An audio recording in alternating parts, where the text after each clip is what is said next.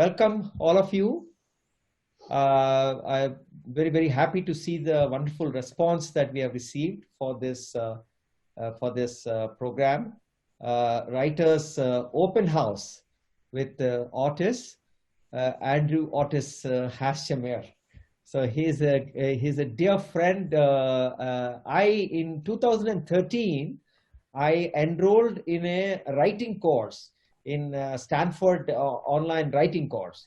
After that, we kept in touch. In 2016, I reached out to him and said, can you do a writing course? So he did a writing course for us, a creative fiction, a creative nonfiction, and a fiction writing course. We coached 20 people who went through a 10-week course. That was in 2016. And again, in 2016, after the writing course, we did this kind of an open house for a few weeks. And after that, in 2020, he did a program for us with iGen Plus. iGen Plus is an organization promoted by Indic Academy and Soumya Agarwal for children. So he did a workshop and he trained. So I reached out to him again recently, and I said, why don't we start the open house on a weekly basis? And he readily agreed. Indic Academy is broadly doing so many things, and I'm sure you would have had a chance to look at what we are doing. So I won't go down the path of explaining all the things that we are doing, but specifically in writing, we take writing very seriously, and we are very focused on encouraging quality writing. So we have done several activities across the value chain in terms of distributing books, encouraging people to read. We have distributed more than 10,000 books in the last 5 years. So we distribute books, we promote authors. We are the largest organization in the world probably who have done as many book launches. We have done more than 176 book launches across various parts in USA, in UK, and India. So we have several chapters where we do these book launches. And before the COVID, we were doing a number of book launches. So we promote authors like that. We give research grants to them. We have given a research grant to Vivek. We have given a research grant to Vikram Sampath. So we give research grant to public intellectuals who want to do research. We have a JSTOR connect. We give access to JSTOR, access to research. And so that's on the research side. Then on the publication side also, we have an in-house publication arrangement with Notion Press. We also give publishing grants. We have given more than 250 publishing grants recently. And we also publish books at Indic Academy under our label. Then we are also looking at literary festivals. We conceptualized and contributed to the first literary festival in Pondicherry that was seated by us. We also do panels in literary festivals. We did one in Pune. We have done one in Delhi. So we do that. So if you look at any author's journey, right from his, how do you to reading, then writing skills. How do you develop writing skills? So we have given 53 master classes on writing to various people. So every month we give out writing classes. So we encourage people to take master classes on writing. And we also do workshops, writing workshops through Himalayan Writing Retreat. This year itself, we have trained about 85 authors. So every month we train about 10 people. So that is the writing part. And then of course the publication, then the promotion, and then the recognition. So this is the value chain of a writer. We all believe that every intellectual, Indic intellectual has to stop on the Twitter and Facebook and all that and just focus on reading and writing, and that's how the narrative will change. The narrative won't change because we tweet. Tweeting doesn't change the narrative. This is our strong belief, and I constantly evangelize on that.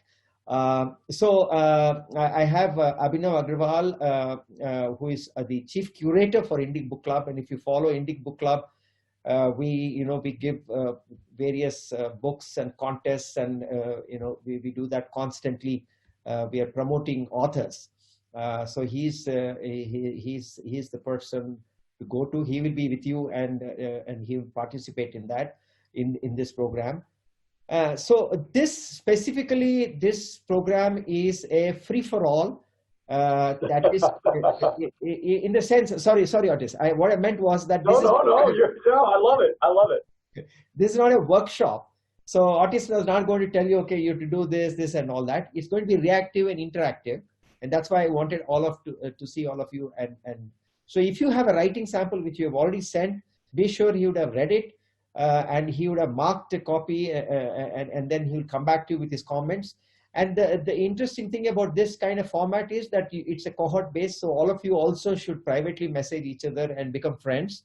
And so that you all, because you learn better writing if you share your samples and you get the feedback from your other members. So this, we will do it every week. This is free of charge. You can all join and interact with Otis. And I'll be most happy if we've also started a new initiative called curating anthologies. So we have done a new anthology on the lesser known warriors of the Kurukshetra battle. And that was a very, very good success. We had fantastic response. Sai Swarupa curated that. Then we got entries, and then the simple question is, what did these people think when they got up at 4 o'clock in the morning on the day of the war? That was a question given, and they wrote a story, and then that now is being published by Bloomsbury. Next month it will be out. So these 10 authors are now published by the mainstream publishing house. So this is what has happened. After that, Avtans is curating one book on the flight of deities by Meenakshi Jain, the same thing that he's doing that. Then Aditi Banerjee is doing on the lesser known characters of Mahabharata. So please check that announcement and you can participate. Tomorrow we are going to announce another thing on the Indic women of substance. I don't know whether you heard this book. In my childhood, I read this book by Barbara Bradford, Woman of Substance. So we have now coming up with a book called the Indic Women of Substance. We are going to announce it tomorrow, day after, and the curator is Mr. Shiv Kumar. So that is that. So we want to curate fictional stories about our civilizational past, imagining, and then writing the biographical stories. So this is a very important initiative that we are taking. So I request all of you to take this opportunity, because Otis is, he's a great human being. He's a good friend. So he will relate to all of you, and feel free. He's very, very passionate about writing, and as you will discover. So with those few words of introduction, I very warmly welcome you all to this open house with Otis. Abhinav, do you want to say a few words? Yeah, you're on mute, Abhinav. Of course I was. Thank you, Hariji. So, and thank you for that introduction of Indic Book Club. And as those of you who are already part of Indic Book Club, excellent, you would have seen our tweets and Facebook posts. And if not, after this session, please do go to twitter.com/Indic Book Club, all one word, or go to Facebook and search for Indic Book Club. It's facebook.com/group/Indic Book Club. Join the conversation. We'd love to hear from readers, writers, and aspiring authors. And personally, as far as Otis is concerned, he and I, as Hariji said, in 2016 he had conducted a workshop, and then he had also taken some lessons, some online classes and sessions. And I can tell you, he's an absolutely wonderful and a wonderful person to interact with, very, very warm and encouraging, which would be the polar opposite of me if you know me on social media. And so it's a delight to have you, start these weekly sessions, Otis. Really looking forward to it, and I'm sure and I'm hopeful everyone will take the most out of it, because the one thing that I learned in my journey when I was writing my first book is that knowing the mechanics of writing is equally, if not more important, when you actually start writing. passion gets you started, but you have to know the mechanics, the techniques, the process of writing. So to that end, I hope everyone takes the most out of it. And with that, I will hand it over to you, Otis. Yeah, okay. Thank you. I'm just going to jump up for a second and turn on my heater because it's a little loud. I don't know what.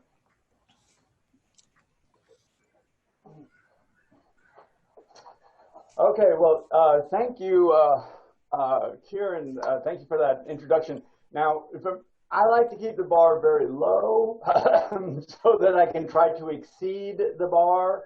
So we'll try and, we'll try and lower that bar. You'll see that I will lower it myself.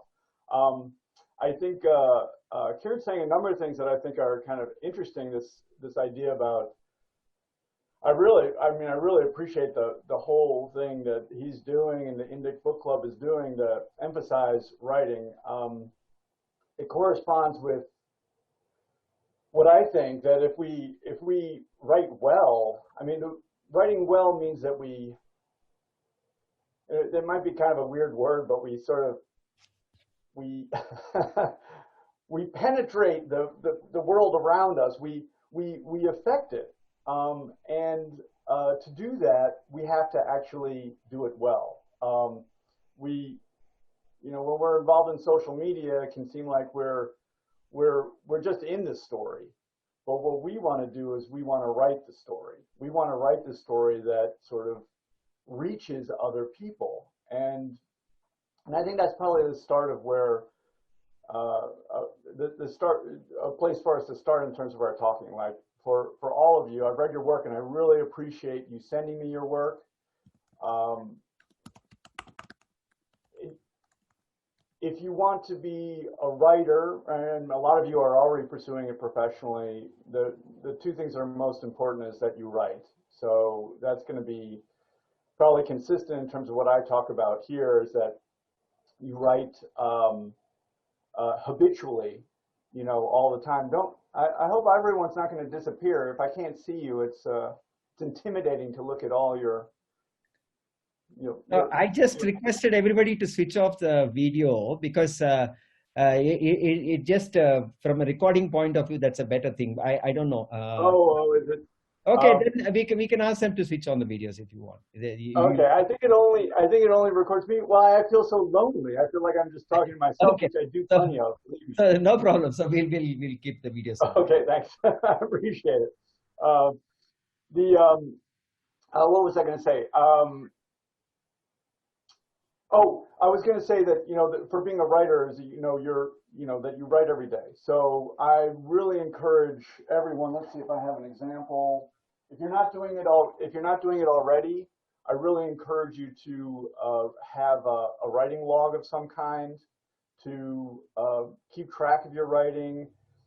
A little logbook like this is really convenient. A lot of us want to write, and we're like, oh, I need to write, and then we didn't write, and then we sort of flog ourselves and say, well, now I need to write even more, and then we don't write again because we have to write even more, and then we're like, by the third day we have to write 1,000 words, and it's like, I'm never going to be able to write 1,000 words. How can I do it? So, to develop a habit of writing, I do suggest I go back to my idea of keeping the bar very low. My rule, it offends some people when I say this. I've had people be offended. If you're offended, just go ahead and raise your hand. I'll get used to that. But I say if you don't meet your goals, lower your goals. That's the way to develop a habit. So try and, my suggestion is to try and write for 5 minutes every day. Or maybe you want to have some kind of very low word count, maybe 250 words or something like that. I've been doing this for a while, so I have a word count a day of 1,000 words a day, but I've designed my life to do that, and I have the habit. I don't have to use a logbook because I've been doing it every day for I don't know how many years. But for you, if you're getting started, try to develop the habit of writing every day. And you can set a goal of writing for 5 minutes a day so that you get beyond this idea of I just don't have time, or, the stars did not align properly for me to do my writing today. So that's one of the first things. And then the second thing that I really appreciate is that you're sending me your work.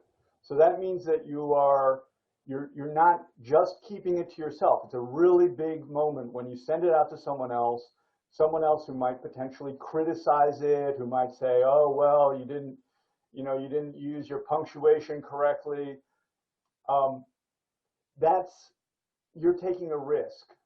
And I think that's really great. And it shows, if you're taking that risk, it shows that you have a degree of personal power, actually, that allows you to take that risk. And I think that's really great. I'll let you know from my point of view, I think the way most people teach writing and I don't agree with it. I mean, I'm a little bit off to the side there, because I don't think things like grammar and punctuation are really, these are not the most important aspects. These are the things that make us feel inhibited about writing, and we do not want to be inhibited when we write. The things that are most important in writing, I feel, are understanding the structure of storytelling. To understand that actually storytelling storytelling has existed for thousands of years, as you know, right? You have your historical stories. In my culture, we have historical stories. I can't remember when I read Gilgamesh. But anyway, we're talking about stories going back thousands of years. What is that, 6,000, maybe 8,000 years? And even before 8,000 years, there were stories. We're just talking about these stories that were written down. But there were stories that were involved in the oral culture that still exist today. So that's pretty incredible. And so for me, thinking about writing, we want to think about, like, what is it in the form of storytelling that has been so effective for humankind? We have actually evolved. I actually believe this, crazy as it might sound. We have, as human beings, evolved with stories. Stories have been a counterpoint to our experience and have helped us define our experience. I think that's pretty intense.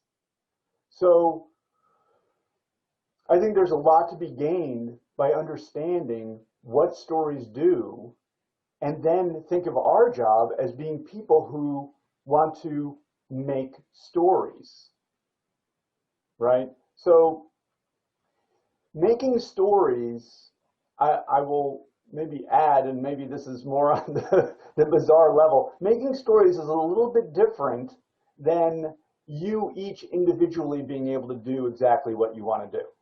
Basically say, I want to convince the world to all believe what I believe. Okay, I understand that desire. I have that desire. I want everyone to believe the things that I believe and do all the things that I tell them to do, and then I'll be in control of everything. That would be awesome. But that's not exactly what we're signing on for, I don't think. We don't get to do just what we want to do and make other people just do what we want them to do.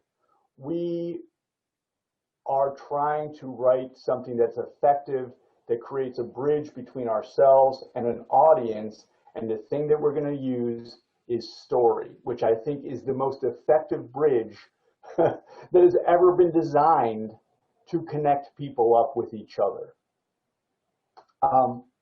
Okay, so that's a little preamble. Let me see if I can share my screen. So I just want to go through just maybe a couple little quick things first so you can understand my perspective. And then we can look at your work individually, and then you maybe even understand, like, more important than what I say about your work is why I say it, right? So that you can take those things away. And then if you choose, you can try to apply these ideas to your own work and see for yourself whether they're effective or not. I'm going to try and share my screen here.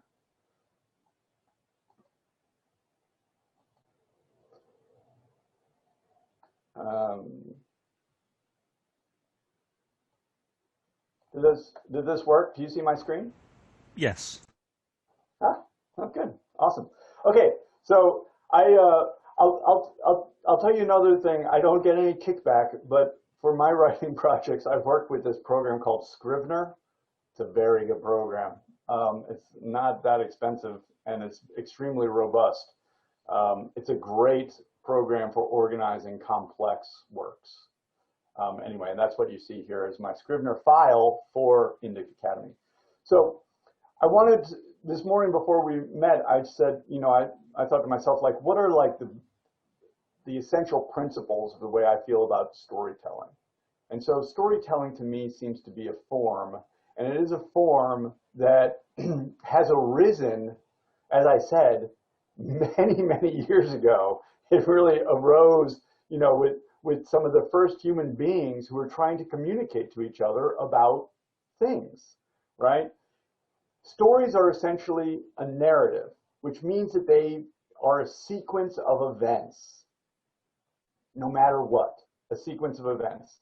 There can be two kinds. We can be either writing a narrative, which would be a sequence of events that happen in life, or we're creating a reading narrative about ideas in which we sequence, for example, a thesis statement and then elements of argumentation along the line. Does that make sense? So there's two levels of sequences, basically some kind of life sequence and a reading sequence. Okay, I'll just leave it at that. Okay, where I wanted to start was, I want to talk about essentially your ideas and my ideas. So I wanted to acknowledge that you have ideas that you want to, you know, put out into the world, you know, your belief systems. I want to say that I have my ideas. My teaching doesn't have anything to do, hopefully my teaching doesn't have anything to do with your ideas or my ideas. I don't have to like your ideas, and sometimes actually in my reading, it's a bigger problem if I do like your ideas, because in that way I can become less critical of them. My objective is to talk about stories, and stories, I think, actually rise to a level that's above ideas, because the obligation of writing great stories is that we thoroughly and honestly and to the best of our ability deal with both sides of the story. So this is the difference. For me, this is the difference between being in the story and writing the story.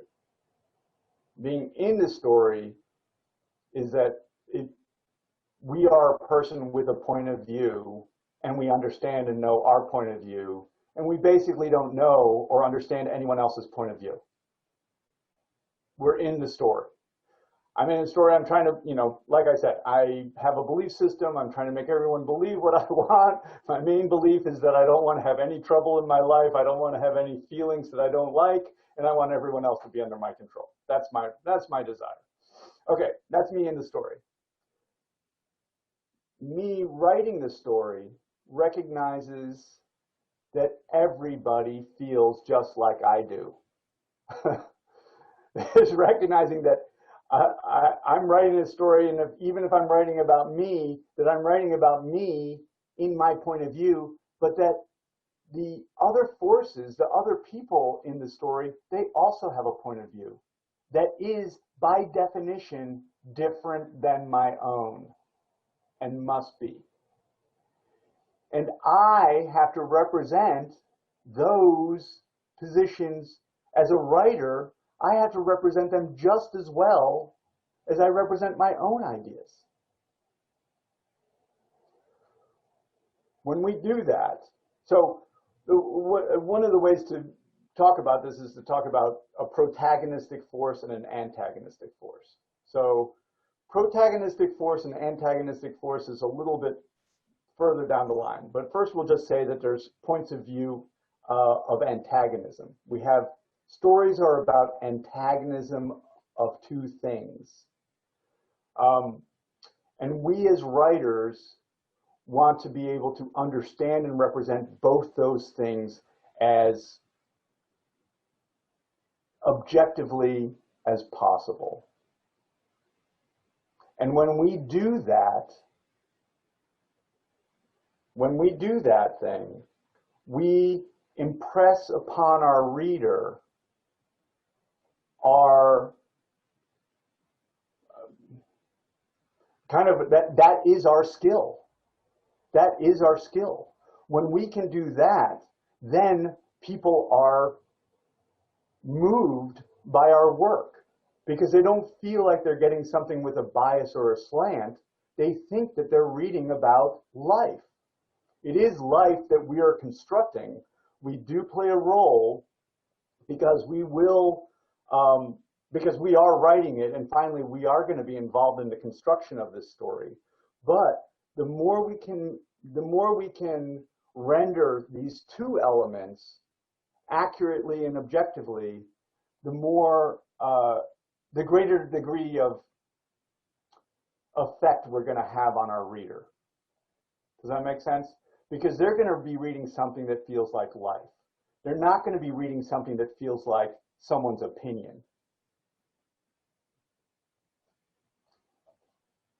And that is what I want to teach, right? So while, and this has been the case for me in my writing career, you have your ideas, I've had my ideas. My ideas have been challenged to the greatest extent by the fact that I've wanted to be a writer, and I've wanted to write well. That has forced me to see other points of view. So taking on the task of writing, you are already taking on the hardest thing that I think, for me, it's been the hardest thing I've done and the thing that I've loved to do. It hasn't been easy, but by taking it on, each and every one of you, you are challenging yourselves to see the world in a different way. And you will. If you take it on with, if you really take it on, you will see the world in a different way. And when you see the world in a different way and you present that world, then you will also be a more effective writer. I don't know if that all makes sense. I better keep going. So the basic breakdown for me is a story frames a problem. Okay, I want to say that that's the first level of our bias, actually. When we frame a problem, we are making a decision about something. If we don't frame that problem, it's not a problem. We decide that it's a problem, we frame it. It frames a problem from a point of view, as I write here. Story frames a problem from a particular point of view. So now, rather than just two antagonists, we actually are writing a story of antagonism from one point of view. That's essential to the story. That point of view is the one that we want the reader to identify with. So we write from that perspective, but we write the antagonistic force as accurately as we can also. So the problem is a conflict. As I've already said, a conflict means that there have to be two things. This is hugely important for our work. I'm speaking across everyone's work right now and my own. Identifying the conflict in your work is something we should do immediately. Now that is not necessarily easy. It sounds easy, but it isn't necessarily easy. But we want to identify the conflict in our work immediately because it is the thing that the reader is excited by. They have an emotional reaction to conflict. We want the reader to have an emotional reaction to our work. We do not want the reader to have a non-emotional reaction to our work. We don't want them just to be looking at words. We want them to look at words and feel something. That is a huge, huge thing for us to recognize. Okay, there's no one on earth who I'm sorry if this sounds harsh. I don't mean it to be harsh. There's no one on earth that simply wants to read our words. Okay? unless we forced them to. And, you know, if you were like me as a kid in school, we were hit by rulers if we didn't listen. Okay? So unless we're forced to sit in a chair and hit by a ruler, no one wants to hear it. Everyone's interested in their own project. Everyone's interested in their own life. Life is amazing. It's out there. My fence is out there. I need to repair it. The trees are growing. I can observe the world. Words don't cut it. Emotions created by words. That's what we're after. To create an emotion in our reader, we have to, we're talking about exciting the sympathetic nervous system.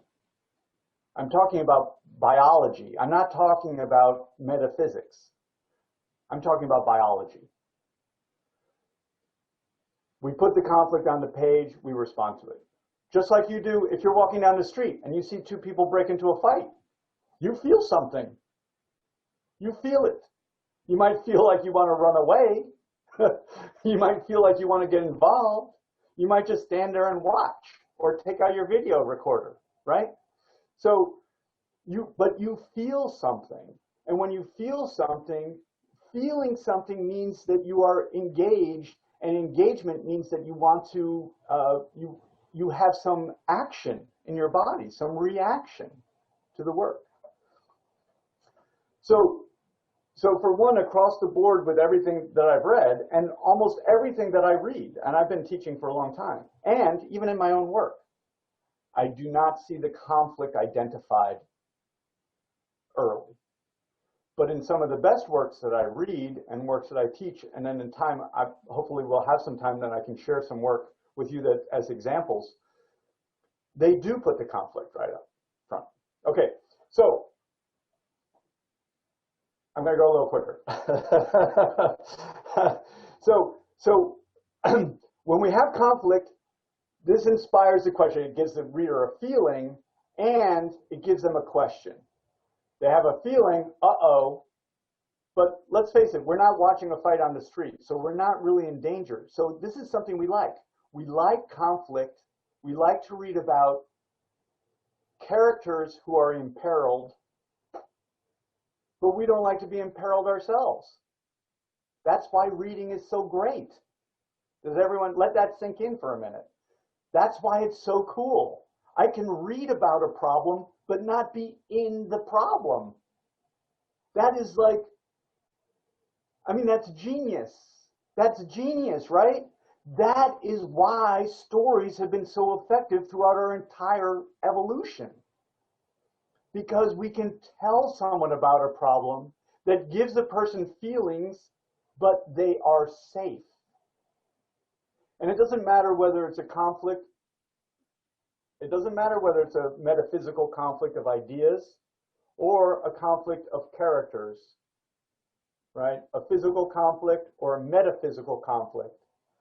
We still have feelings from it, but the conflict has to be there. Okay, so we have the feeling of peril in safety. Great. That means we're engaged as a reader. And then the second thing is that we wonder what's going to happen.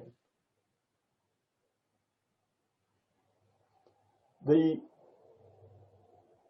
question, what is going to happen, is the thing that makes the reader do this very, very important thing, which I'm going to demonstrate.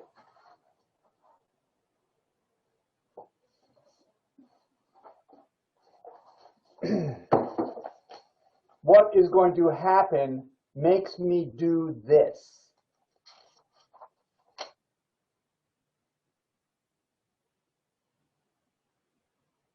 That is the most important action that we want to inspire from our reader. Not wondering what's going to happen makes the reader do this.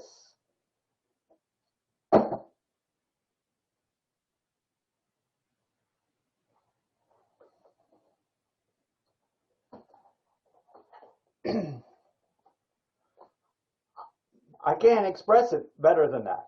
Okay, those are the two poles. The two poles are, do they turn the page or do they drop the book? And by drop the book, I mean in a lot of different ways.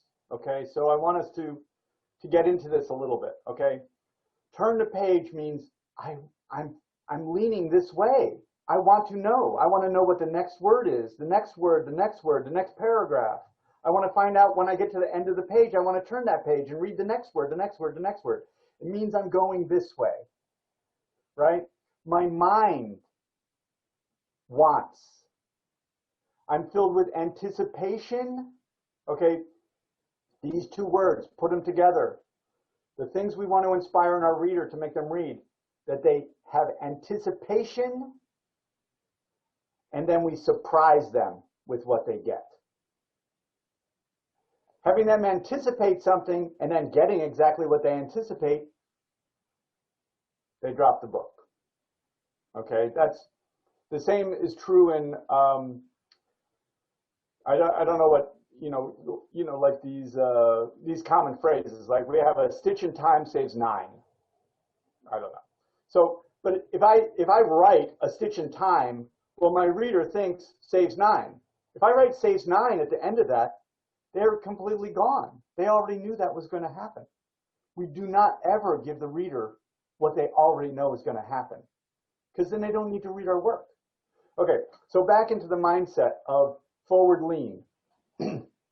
Anticipation. What's the next word? Oh my God, that word's great. That word is great. That word is great. That word is great. Each and every one of them gives me a feeling of newness.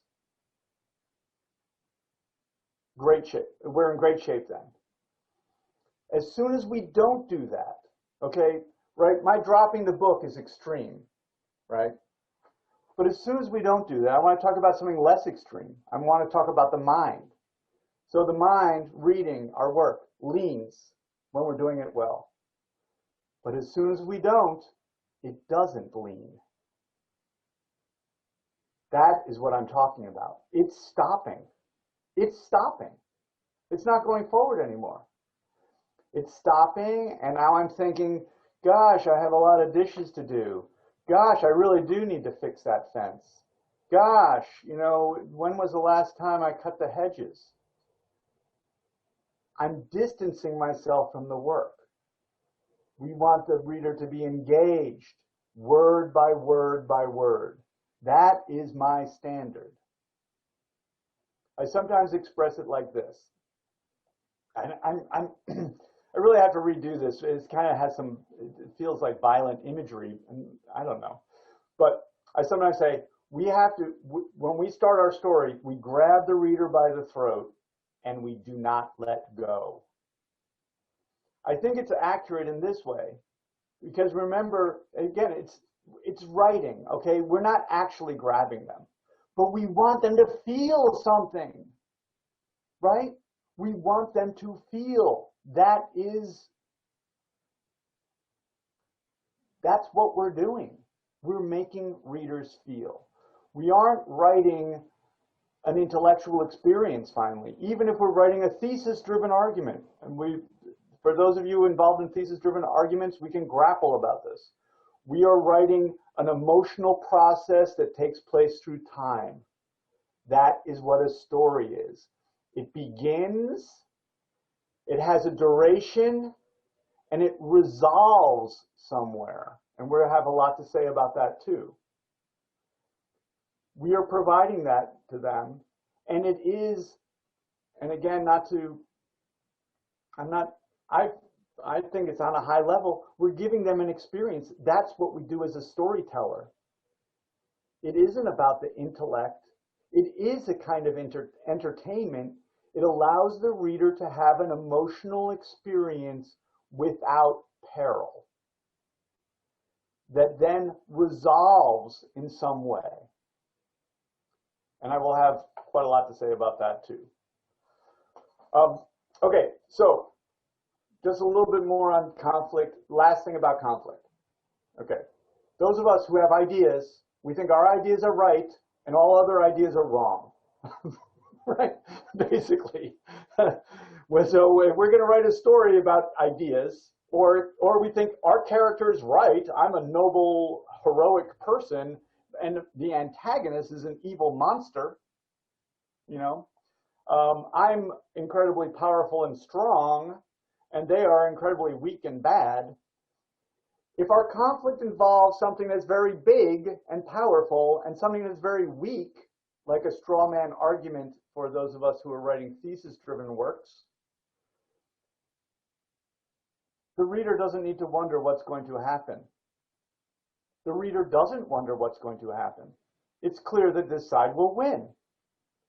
How about if the protagonist is really weak and the antagonistic force is huge and strong? We don't wonder what's going to happen.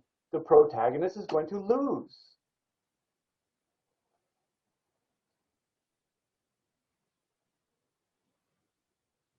I don't know what to say. Put it up on a sticky note on your computer.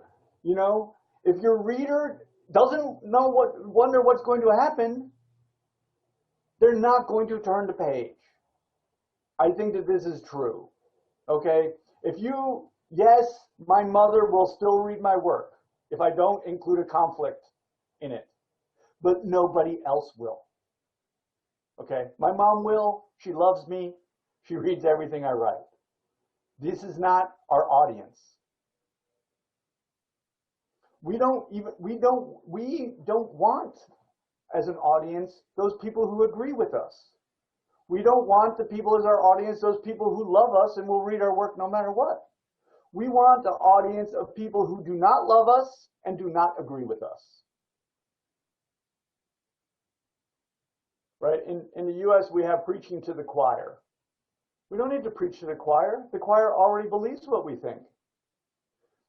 Preaching to the choir is what I call propaganda. All it does is reinforce people's already held belief systems. Why bother? Someone else can do that work.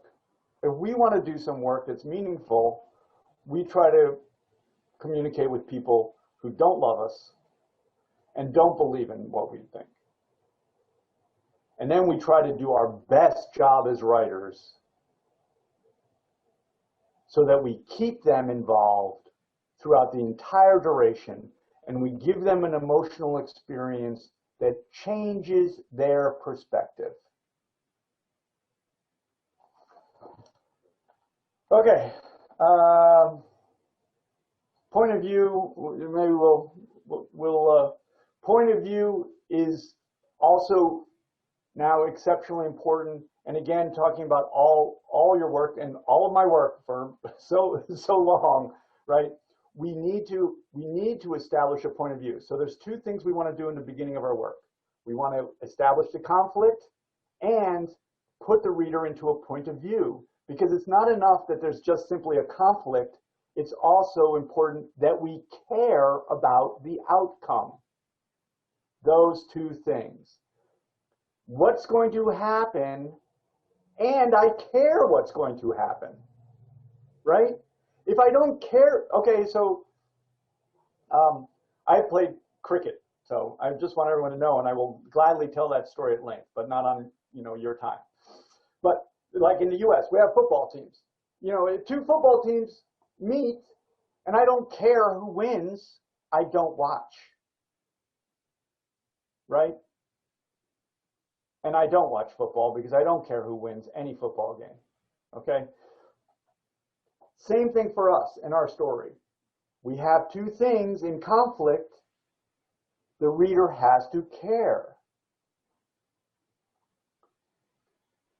Human beings, I'm going to say something outrageous. Human beings care about other human beings. We care about other human beings not just because we're altruistic and wonderful. We care about other human beings because we also learn from other human beings.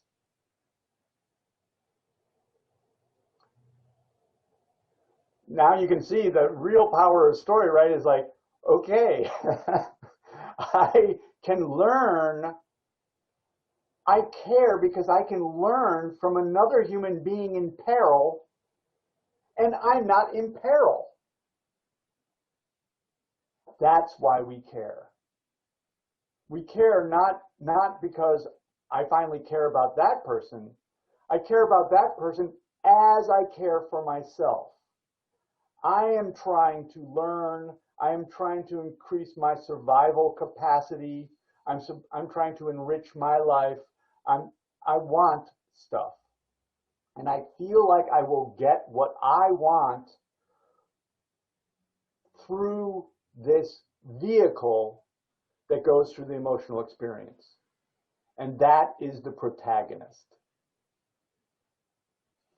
I will always, because I know a lot of you are working on thesis-driven work, and not all on narrative character-driven work, but this idea of having a protagonist is just as important in thesis-driven work as it is in protagonist-driven work, and that's because it is essential to have someone read the story to find out what's going to happen and care about it. So we actually have to have a protagonist established in thesis-driven work, and we do, and I can explain that more for those of you who are working in that, and we have to have a protagonist established in narrative-driven work. So the protagonist in thesis-driven work is actually a kind of metaphysical protagonist, and in narrative work, they are a physical protagonist. But they have to exist, and the reader has to appreciate and understand that they do exist, or else they do not care. That's my philosophy. Take it or leave it. No, it's like, it might be different tomorrow. No, I don't think it will be. I don't think it will be. I think that, it seems, right, this is the simple stuff that I was not able to learn when I was, when I was really involved in, creating my own ego as a literary intellectual. Okay, when I was creating my ego as a literary intellectual, I was not able to appreciate these simple truths, but I believe that they are true. We're not talking about writing work that's, oh, well, I'm writing work for all these really smart people, blah, blah, blah, blah, blah. No, stories work. Stories work. You write a story and it will work. So the real issue is, do we want to write a story or not? Okay, so let me see what I can do about, I'm going to stop this share.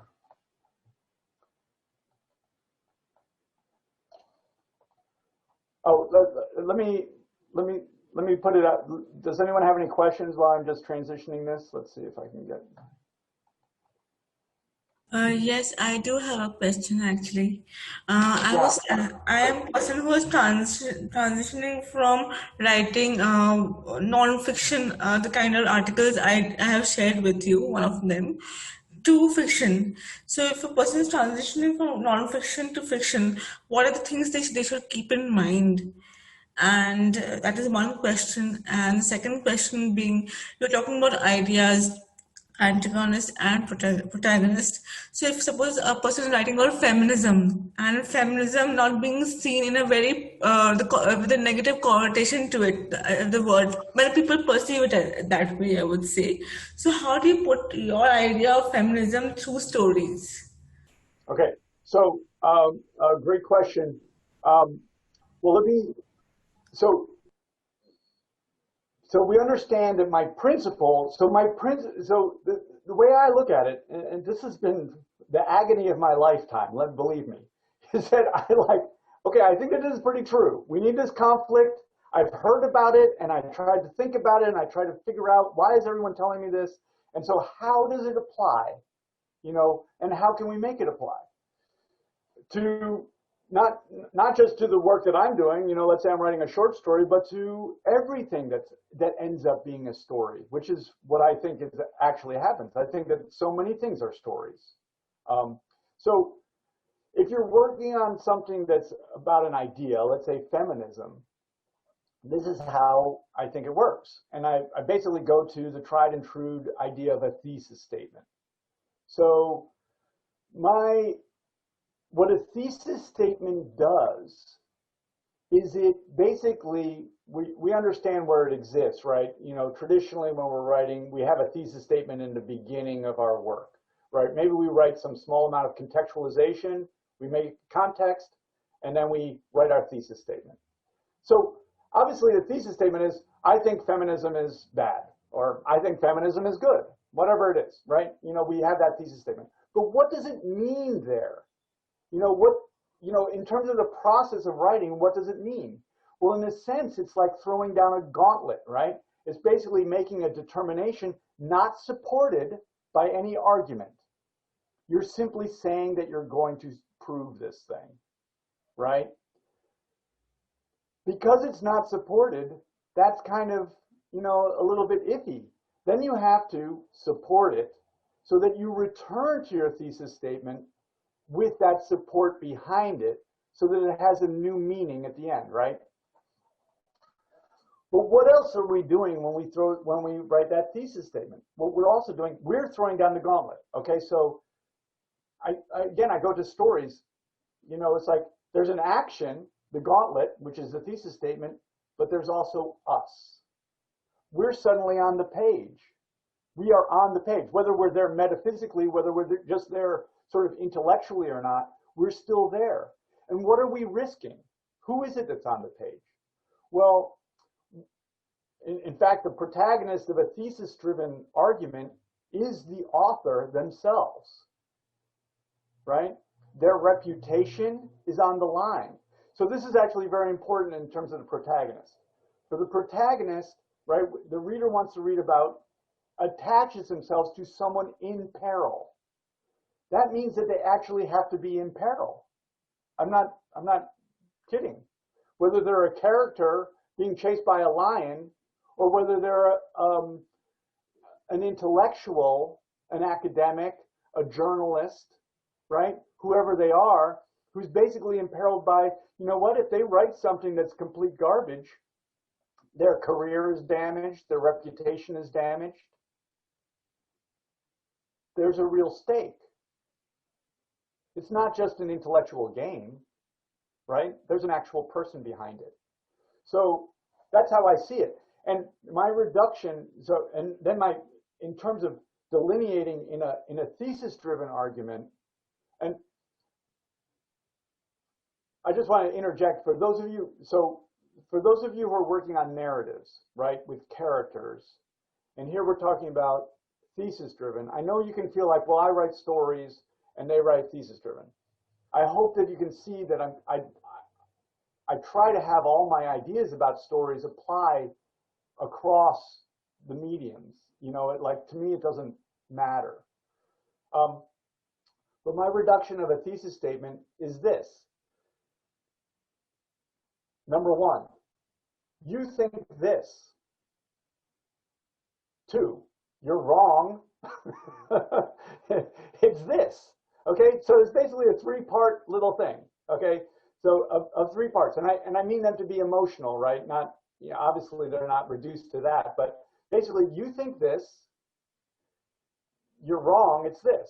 So that's the gauntlet part. But the you that's being addressed to start with, they are the antagonistic force, right? They have a different belief system than the one that you have. So now you've formed in that thesis statement a personification, if you will, of those who have other beliefs, and you've put them on the page. You believe this. You believe that feminism is dot, dot, dot, dot, dot, dot, dot, dot, dot, dot, dot. You're wrong. Feminism is dot, dot, dot, dot, dot, dot, dot, dot.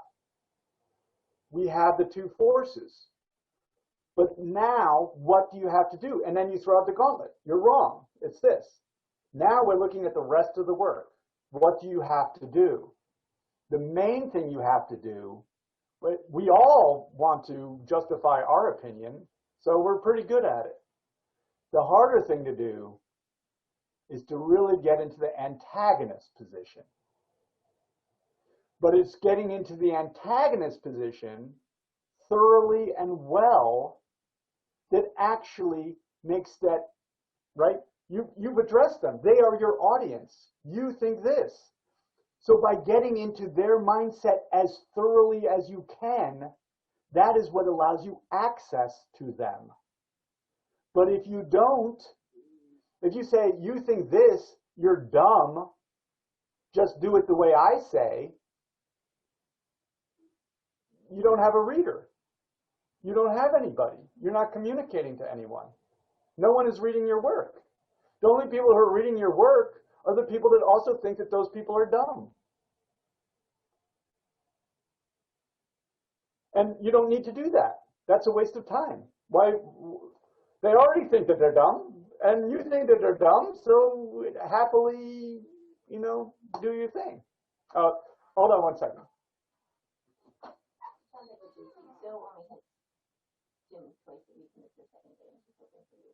Yeah, I'm not going to be able to do it. I'm probably going to go another half an hour here.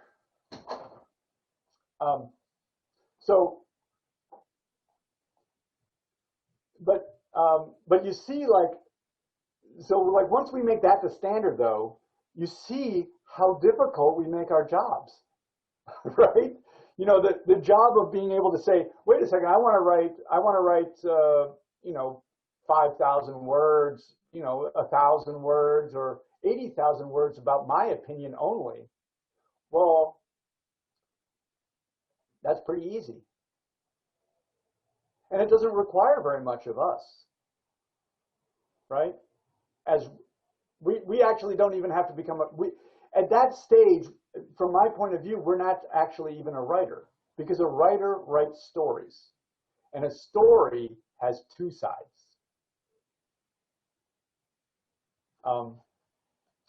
I think I might have lost track of your first question. Actually, I asked, I'm transitioning from writing like the thesis-based kind of articles, or informative based articles, to complete fiction. So how do what are the points to keep in mind when I'm making that switch?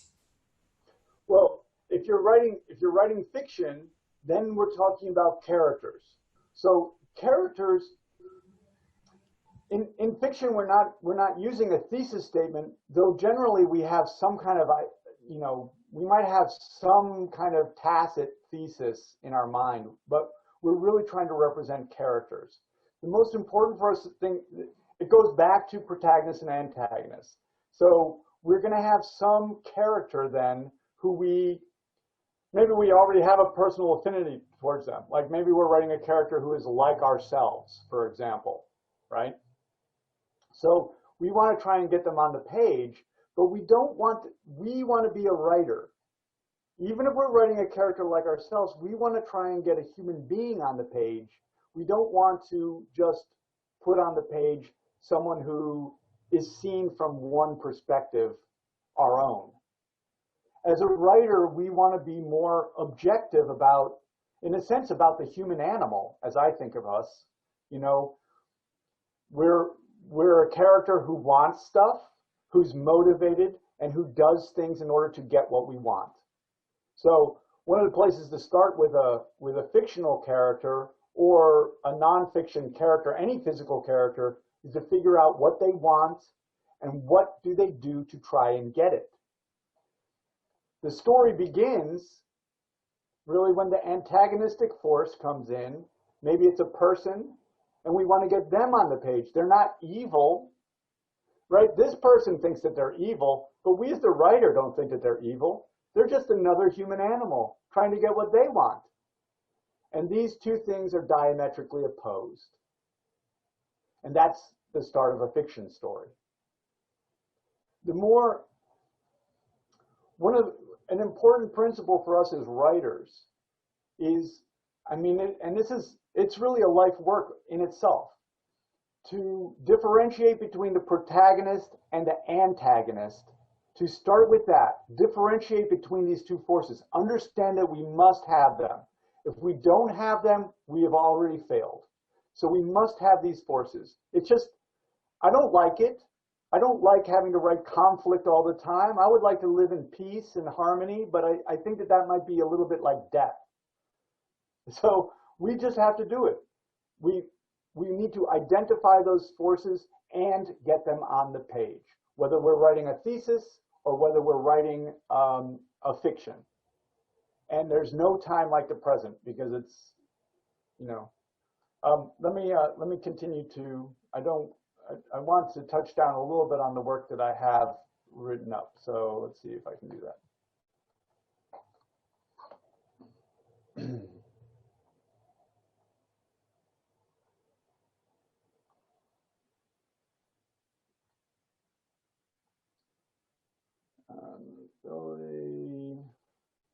Okay.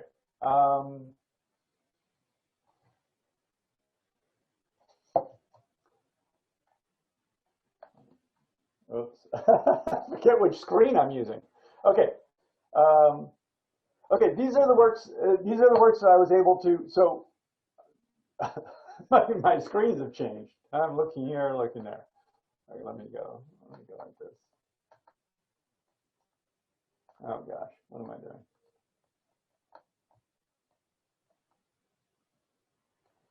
I've lost you all. Okay, so this is, sorry, I'm just doing a little screen adjustment here. Okay, so in this open house, which I really appreciate Kieran putting this together and drawing me in, and yeah, we've known each other for a long time, and I'm really happy with our good relationship, and I've really enjoyed my work with Indic Academy and through him. It's really, I've gained as much, I've gained more, I'm sure, from the interaction. So I just want to highlight that. Anyway, so in this workshop, as I see it, it is an open house, and you're all welcome to submit something else for next week. If we just keep it short and we use it as kind of a stepping stone, really, which is awesome that you provide that. We'll use it as a stepping stone, and next week we'll do it even more so, I promise, to talk about general principles using your work. And we can keep it going and submit work. And if you don't have work, it doesn't mean you can't come to, this workshop, come and listen. I'm very casual. I'm very casual. You're the one who wants to do the work, and that impresses me. And it's wonderfully easy for me to be here and be of use to you, So I hope you'll do that. And if you submit it on PDF, which I do prefer, I will put it into my program on Notability, and then it will end up looking like this, right? So I can just write hand notes on it. I know they're not as intelligible as typing, but they're a lot faster for me. And hopefully, and honestly, it's not about the details. It really isn't. It's about you submit work. I say some things. You don't have to listen to what I say, but have it shake you up a little bit. Have it make you consider a little bit differently. Then you come back. You're doing the work. I'm not doing the work. Honestly, the details don't matter. We're going to talk about storytelling, and that is the thing that's going to matter. The more we start talking about storytelling, the better, and the principles of storytelling, and that will influence your work and make it better. I promise it does. I mean, for whatever that's worth. It's like, I'm not going to be held accountable, so I can promise all I want. Okay. Oh, this is a piece. Is Savita here? Savita Sajal? I don't know who's here or not. It looks like Savita. Savita may not be here. She is not responding. Oh, okay. Okay. Well, let me talk about this a little bit. Anyway, I made a promise not to talk about people's work if they weren't here, but yeah, you can go. You can ask for others who are here. People who are, I think, can they just raise their hand? Okay, so this, okay, this is the work that I have. Does someone want to jump in? Hey, that's a good idea. Jump in these are you can see the works I have. I have my granddad, Salambam. So let's start with granddad. Let's start with granddad. My granddad? Okay. Okay. Oh yeah, I like, who wrote this piece? Are they here?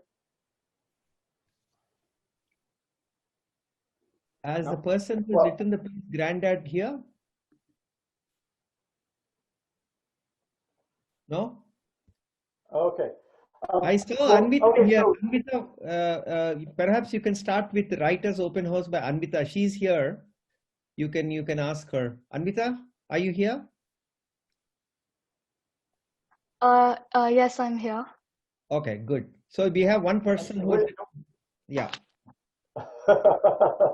And Vita, is that this piece? Okay, yeah, let's talk about this piece.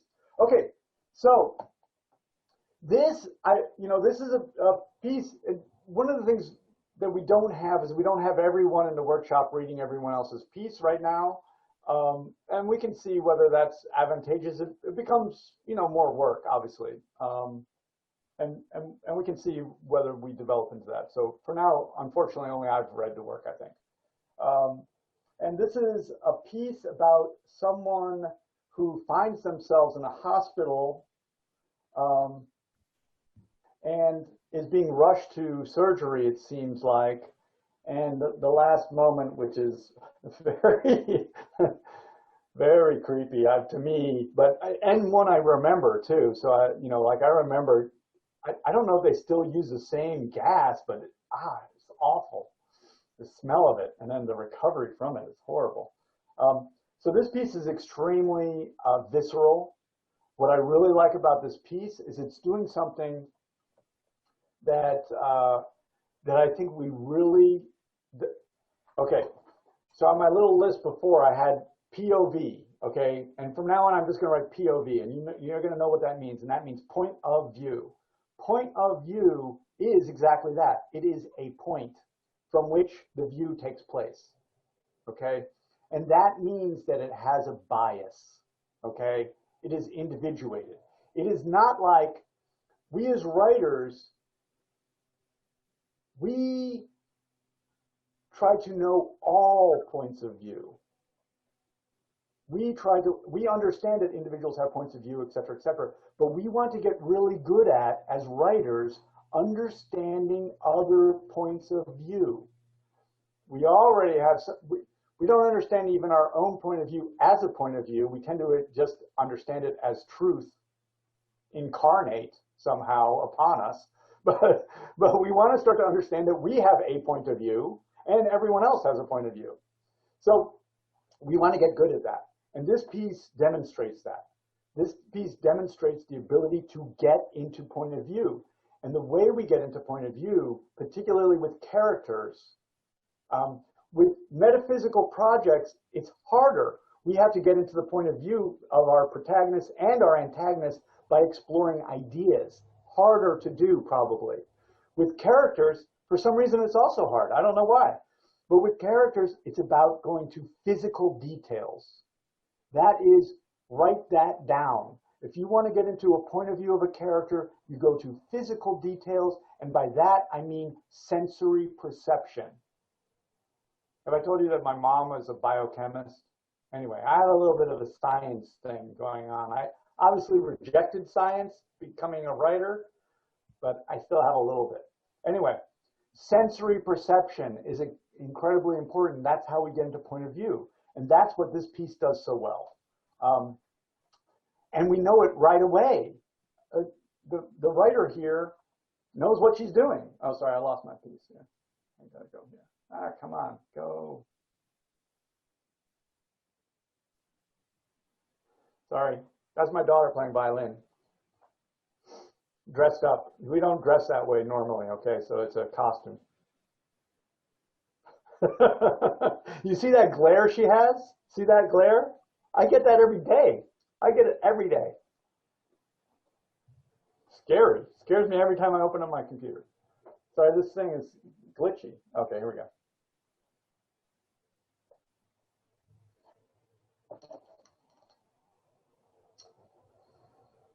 Um, okay, so we'll see it right here, the smell, right? We get that. Make it go away, please. The whole world is full of white, green, and blue. So what I even like this too, the whole world was full of white, green, and blue. We're so deeply into the point of view that we're actually not experiencing her seeing, you know, or the character, I'm not sure that's a she, but we're just perceiving the world and the colors of the world, but it is sight, and we're being immersed into this point of view. And this takes place throughout the entire piece. We're sort of riveted by these physical details. That's how you get into point of view. Okay, so that said, what are the things that are not happening in this story? So how can we make it a more effective story? So according to me, right, we want to have some kind of isolation of, maybe I'll make this, some kind of, I'm just putting this over the words, and kind of purposefully. I want us to start to see that the words themselves, like the details, they're not as important as what the words are doing, what they're getting on the page in order to create the emotional reaction from the reader. So in this story, we get a lot of point of view, and we get essentially what I would say is one-dimensional point of view. But what we don't get is, and I'm just going to go like this, we have the protagonist, so protag here, but I don't know really what the conflict is. I mean, this might sound strange when she's fighting for her survival, but it's not being, I'm a reader. I'm lazy. I'm slothful. I want to experience peril in safety. So that should tell you everything about me, okay? I am not an adventurer. I am not, right? I'm a simple person with simple, you know, wants and desires. And so I want it laid out for me very clearly. What's at issue? So Otis, we have someone who's asked we can't view the story. I'm wondering if you want to do that, if you want to share that part of your screen or open up and share that, or you'd rather not at this point. Well, I'm not sure what they can't see. You can't see my shared screen? No, we can see your shared screen. We can't see the story. Oh, you didn't open it. You just opened the index. You didn't see the. Oh, sorry. On my screen, it is open. No, okay, I'm sorry. Oh. Something happened then. It's not open. Let me try sharing it again. Sorry, from my. There we go. You're just staring at the index. Oh, okay. Sorry about that. I did not know. Look at that. A perfect indication of point of view. Correct. We didn't point of view in demonstrated, because from my point of view, I was looking at my screen, on my screen. Yes, we can see the story now. Okay, so that right? Interesting. That's what I was looking at a moment ago, and I thought we were all looking at it. But you see, I was so wrong. It's an object example. I love it. Okay, so I'm just drawing over the story as, you know, to say we want to try and, you know, the first thing I noticed here, of course, in this work is that there's no paragraphs. Okay, and I know it can seem like, oh my God, you know, why is Otis such a school marm talking about paragraphs? Why does he talk about sentences? Because they help the reader. They help the reader differentiate. So as this, and the way things look, actually, I know, again, it sounds like, what about the story? But all of these things contribute to the way the reader understands the piece. And as Strunk and White have said, make the paragraph the unit of composition. So one thing that we can do in our work, if we want to, when we go to rewrite it, and I hope that this writer will rewrite this, because I'm really excited to see what this might turn into with some of these ideas added to it, is that we might make a paragraph that describes the protagonist, right? But then we might have a paragraph that describes the force of antagonism. Sorry, I'm in my highlighting mode. right? So now, if we look at it that way, I can see clearly, I'm going to read in a paragraph, I'm going to understand that I'm in the point of view of this protagonist, and then, because I'm so deeply in point of view, what I kind of want to do is I want to actually see the antagonist from this point of view. This is the work that the author, the writer can do to, again, to go back to this idea of you want to really differentiate the forces and understand what the conflict is. So let me stop here.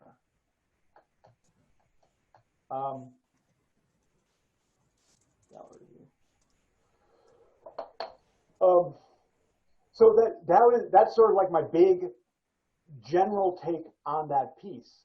I enjoyed it very much.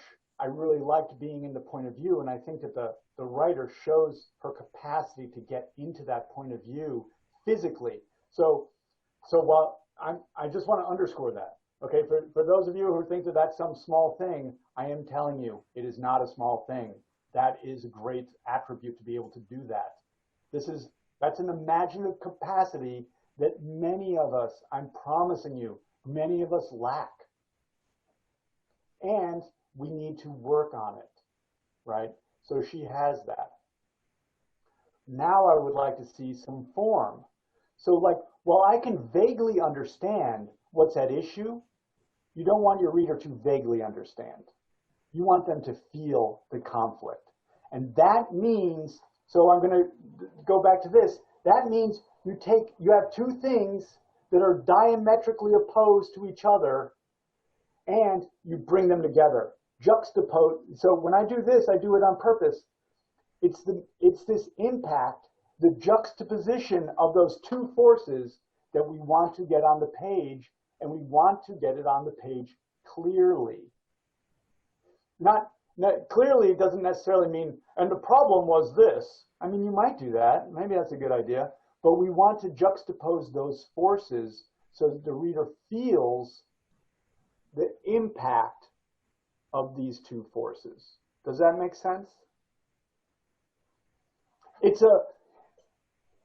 And like all of this, that I'm saying here might sound like kind of ethereal, right?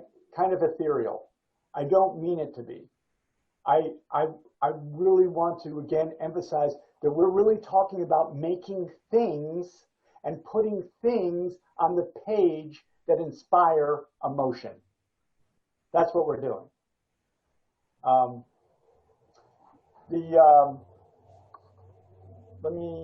Is there another piece here that we might be able to look at quickly? I think I'm going to have to go in a few minutes, but is there someone else here? Maybe we can talk about one more. Anybody else? Raise their hand, please. Subra Prakash has given. So what is your piece, Subra? Please unmute yourself and... It's called Urai. Urai. Okay, let's look at it. Okay, so we go there.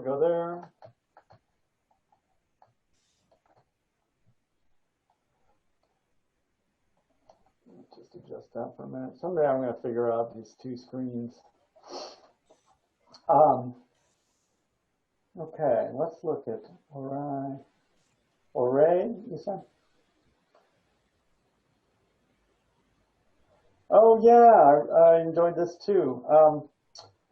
Let's see. So in this piece, there are a couple things that happen in this piece. So point of view. The words that we put on the page express point of view. I found this piece very charming. I really love this environment, and I enjoy these characters, and I enjoy this story about writing, and I enjoy the depiction of, in a sense, we go from a narrator to the father at a young age. if I have something wrong, just forgive me. I do the best I can. A father at a young age, and then we go, really, the person who becomes seemingly the principal character is the younger brother of the father, so the uncle. And it depicts this moment when the father is slightly older, the father is painting, these letters, and the younger brother, the older brother is called away, and the younger brother is sort of left there feeling like, well, something needs to be finished here. But it's further about his sort of awakening to really the symbolism of letters, right? I mean, the fact that these things convey other things, and there's a way to create some kind of sense of completion about what that thing is, and in a way almost bring it to existence because of this act. So it's really a wonderful moment of kind of a moment of enlightenment for this child. And what I really like about that too is I think that the writer has done a great job again in point of view. So the writer has been able, through the process of this story, or maybe automatically, to be able to really imagine what this experience was like for the younger brother in point of view, which means that she accessed that point of view by using physical words, a physical character, and physical perceptions and physical actions, right? And then by doing it that way, and this is the important thing for the reader, has allowed the reader to engage in those physical actions from a distance, right? Through language, has allowed the reader to engage in those physical actions and find the same sense of enlightenment. Does that make sense? The reader uses the character and the point of view, and that uses that physical character, the protagonist at this stage of the story, uses that protagonist as the vehicle for the reader's experience. Does that make a little sense? That's what the protagonist is. This is something we can underscore for ourselves. The protagonist is the vehicle for the reader's emotional experience. I don't know. Take that and print it. That's done. So that's a really great thing to be able to do. The difficulties in this piece are also involving point of view. Okay, so it's just a confusion because the words that we put down basically create the point of view for the reader. So whatever word we put down becomes the sort of point of view of the story. And in this story, that point of view wanders a lot. So we don't know, again, I would say, like, I'm worried about what's going to happen here. Oh, okay. So again, what I would say is, just like I did with the other story, I think we're better off getting our protagonist out there,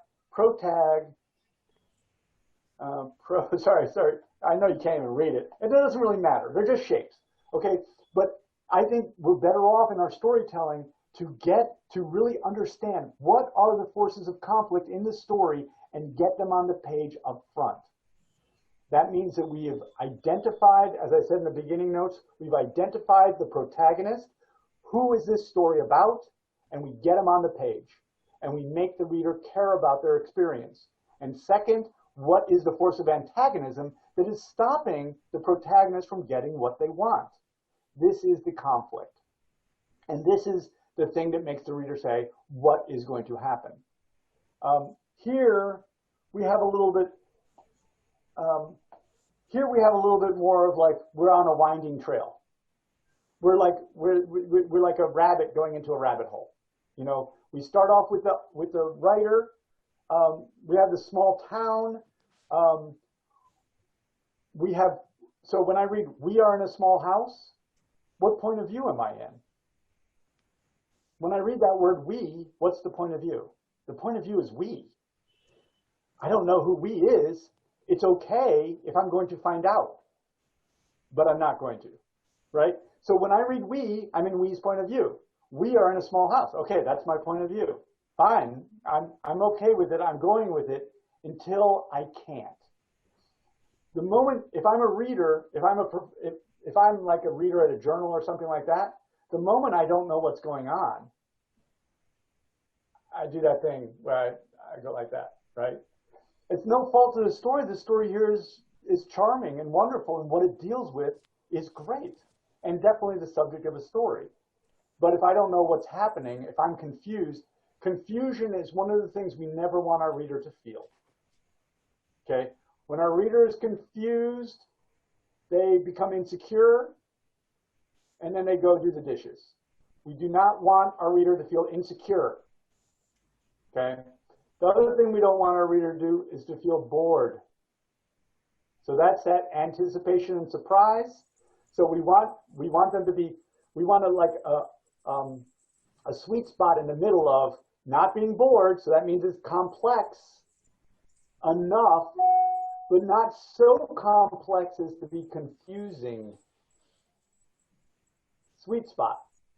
Okay, so as I read here, you know, when I get to oh no, please don't mess up. Okay, do you still see the page?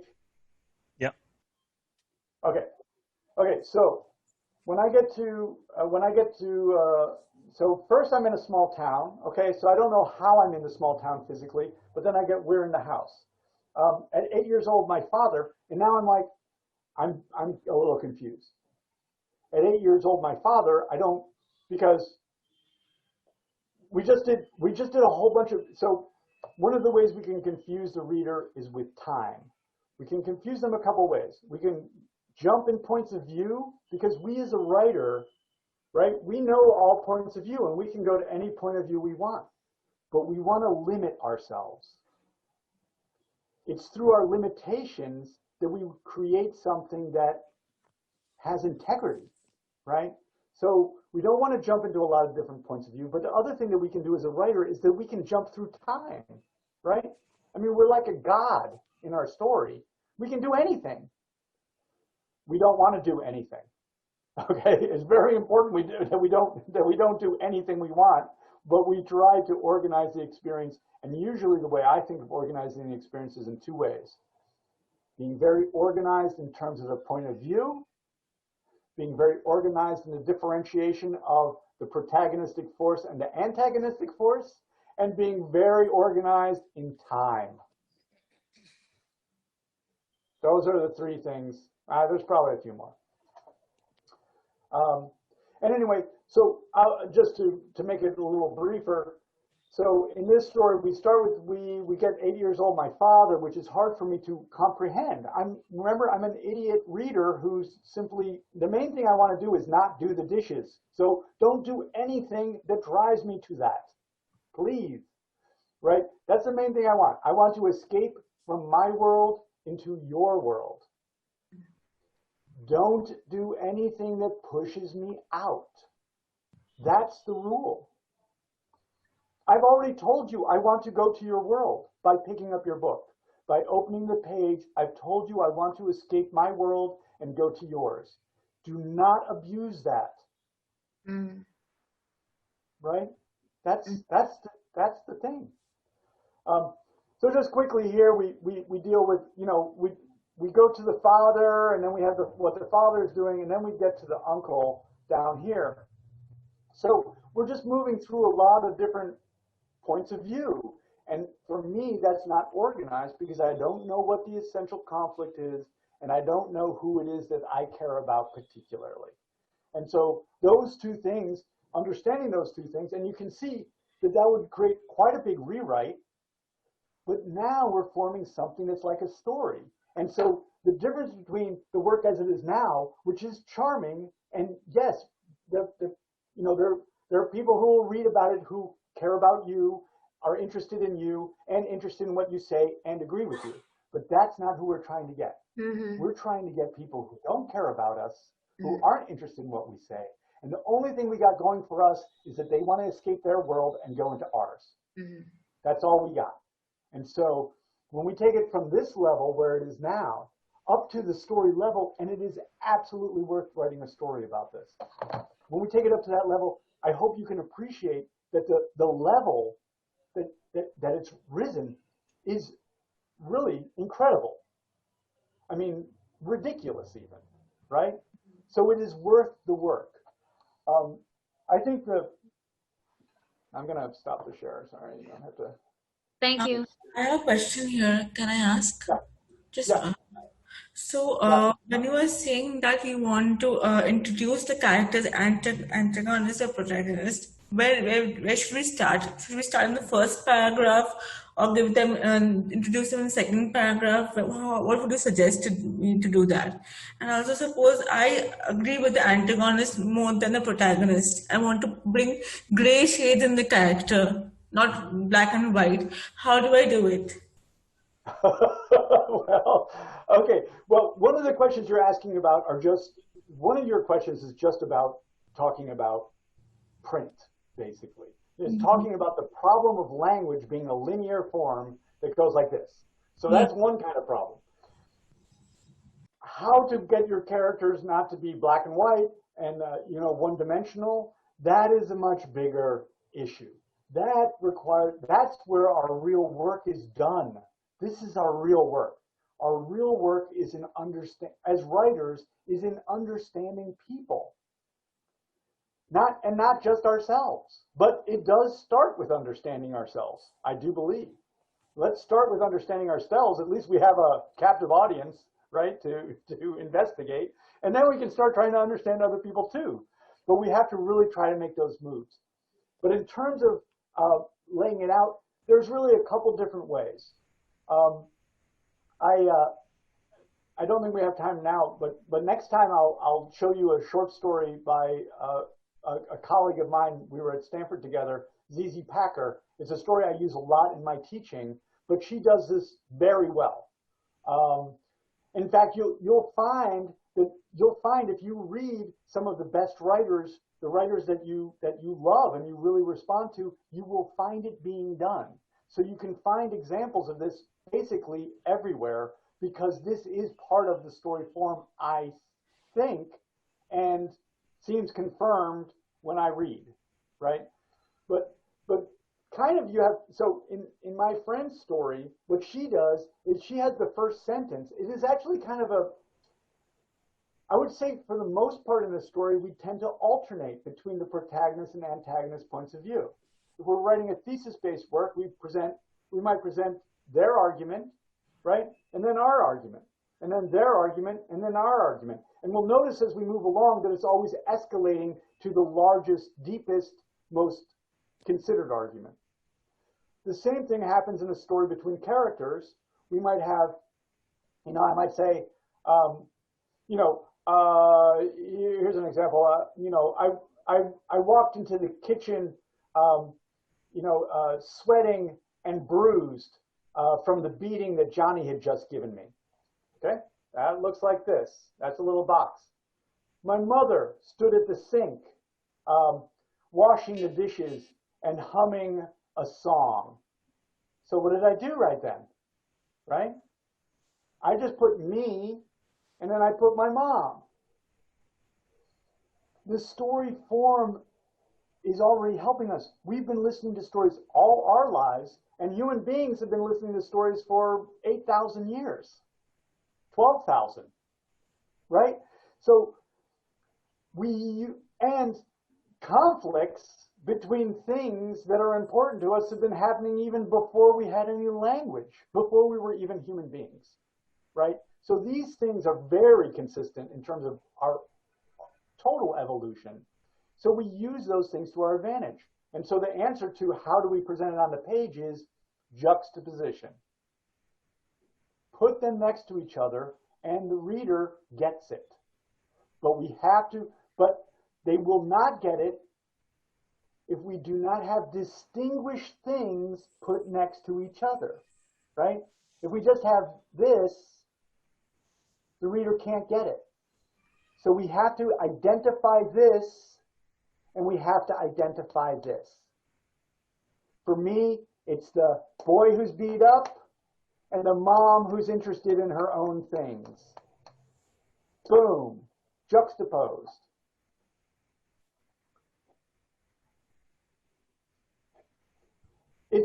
it's so funny because what I really come back to all the time is physical, right? We think of our stories and we think of even our thesis-driven work as being about a bunch of ideas, but finally we are making a physical representation of something on the page. Use that to your advantage. It's not a bunch of abstract ideas. It's going to be print on the page. I printed these words about me being beat up and bruised, and I printed these words about my mom standing there humming a song. Boom. Physicality. People respond to physicality. And that's what we're trying to do with our language. We're trying to make human beings respond to the world around them and, you know, with our work. And we're presenting it to them. Respond to this. I don't know. That's getting a little weird and esoteric, but you'll forgive me. I think I have to go about my day. I'm sorry if I did not get to touch down upon your work. I've tried to keep everything organized. I've read your work. If you sent me your work and I was able to read it for this class, I have now sent it back to you. If I've missed someone's work, tell me. I'm not slighting anyone. You know, so I have not done it on purpose. I'm not like, oh no, it totally could be me. It's like, he hated my work. He didn't even send it back to me. No, it's not that. I try to get everyone's work back to them. So you should have that. And I think if this process works okay, I'll probably do something similar for next week, which is send me your work throughout the week. I will, you know, probably, this is Wednesday, so probably on Monday, which is what I did this time, I'll start reading work and I will send it back to you. You know, I guess for you, it's going to be Wednesday morning. And then so you can review the comments and then we can talk about it, you know, when we meet. And if that seems good, but I'm totally flexible. Flexibility, you're becoming a writer. You have to understand you have to be so flexible. I mean, it's just, and why not? It's easy. Yeah, and if you send it to me, please do send on PDF. It's a little bit easier for me to mark than Google Docs or any other kind of form. And then I will send it back to you. You can review it, and then we can talk about the pieces when we meet Wednesday night. Don't bother to read it and respond to me because I'm asleep. Thank you, Otis. Thank you so much. Some people have asked, you can send I've given the email in the comments box. You can also see his email in the announcement itself. So please put the subject matter saying that it's open house and Indic Academy so that he will know and he will put it in that bucket, in that folder.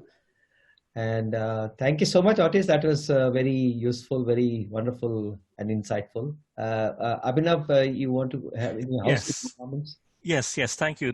Thank you, Otis. Very useful, pertinent, and I'm sure in the coming weeks we'll be covering a lot more topics. So, folks, a couple of things. As Otis said, you can send those submissions in PDF form, and as Hariji said, preface the subject line with the Writers Open House Indic Academy. Also, we have a conversation going on. If you want to engage with other writers, readers, and authors, you can join the Facebook group, Indic Book Club. And you can, you feel free to share your writing samples. You can ask for advice. You can, provide your own feedback, suggestions. So this is not a one-off. It's a, Indic Book Club is part of facilitating, nurturing, and creating good, better, and even better writers and readers both. So please do make use of that opportunity. Yeah, Thank you. Oh, can I also add too? I just, like I said, I'm very flexible. If you want to let other people know that you're doing this and you found it fun, or maybe you didn't find it fun, but you're like, hey, you can try it. You might not find it fun like I did, but you can come in. You can come in for one. I'm happy to work with anyone. I Awesome. love reading your work, and I love engaging in work. And I really, truly, it's not, you're the one that's taking on the challenge, and I really respect that. And I think it's really great. So I appreciate you for doing it. And Thank you so much. So I believe in encouraging. stories. I know Kieran is, we're of a similar mind about this. Telling your story, getting your voice out there, getting it heard is so ridiculously important, for us personally and important for the world. I really believe that. So I know that I really appreciate the opportunity to be able to work with you and help you do that to whatever degree, you aspire to. Thank you. Thank you, So Otis. encouraging, Mr. Otis. So nice. Thank you very much. Thank Bye-bye. you, Otis. Have a nice Thank day. you, everyone. Bye. Thank you. Yeah. Thank Good you. day. Bye.